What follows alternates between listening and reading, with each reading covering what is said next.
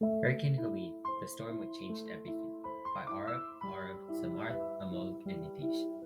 It is 6 a.m., early in the morning. You're still asleep in your bed. Then suddenly you hear a loud crash.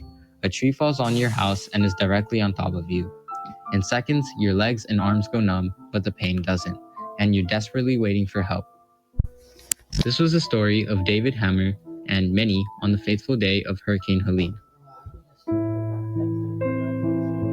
Information from 10 Tampa Bay News, written by Andrea Chu. Hurricane Helene started off as a tropical storm just northeast of Belize in the Gulf of Mexico. As it traveled through the Gulf of Mexico, it increased in size and power. Hurricane Helene made landfall in Florida's Big Bend region as a Category 4 hurricane with sustained winds of 140 miles per hour. The hurricane went further inland as tropical storm, affecting Georgia, South Carolina, North Carolina, and Tennessee. Evacuation orders were very localized, so counties that issued robust evacuation orders gave enough time for people to leave, and some counties did not. One specific example of this is Yancey County from North Carolina. They did not issue any evacuation orders, arguing that the locals have a disdain for government mandates. During the storm, Atlanta woke to the fury of Hurricane Helene's rain, a storm system that brought record-breaking rainfall to the city and caused the Peachtree Creek to swell all over its banks. Among the chaos and the city's first ever flash flood emergency, Fox weather meteorologist Bob Van Dillen was reporting from the scene when he heard a faint, desperate scream of a woman trapped in a submerged car. Knowing that official emergency services would be stretched thin and delayed, Van Dillen knew he had to act quickly. He dropped his equipment and casted aside his broadcast. Van Dillen went into the murky, very deep water towards the helpless woman who was frantically trapped in her vehicle. Her window was only partially down, the pressure of the water making it difficult for her to open the door. But Van Dillen and her eventually managed to unbuckle her and pull her to safety. He carried her on his back through the powerful current to the security of the dry ground, where he even gave her his shirt to keep her warm. The dramatic rescue was all recorded on camera, which captured the attention of a nation glued to the storm coverage. Shortly after the woman was safe, her husband thanked the meteorologist Van Dillen. This just shows how the community is helping, even though they are not legally obliged or forced to do this.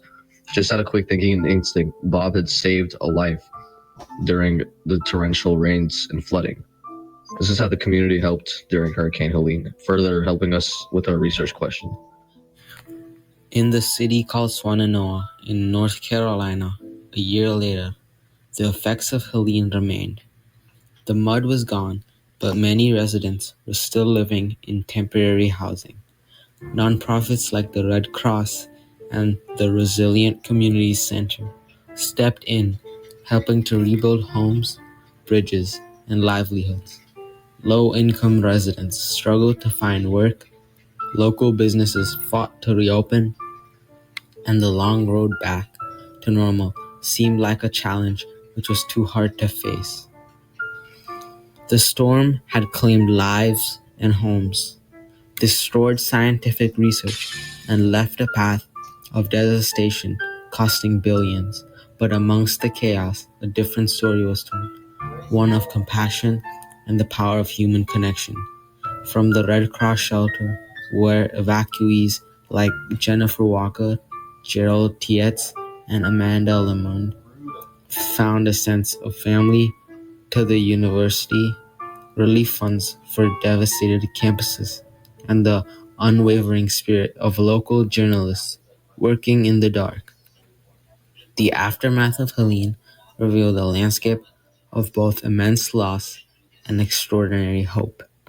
The Red Cross, through generous supporters and donations, raised $164.5 million and allocated it to relief funds for Hurricane Helene.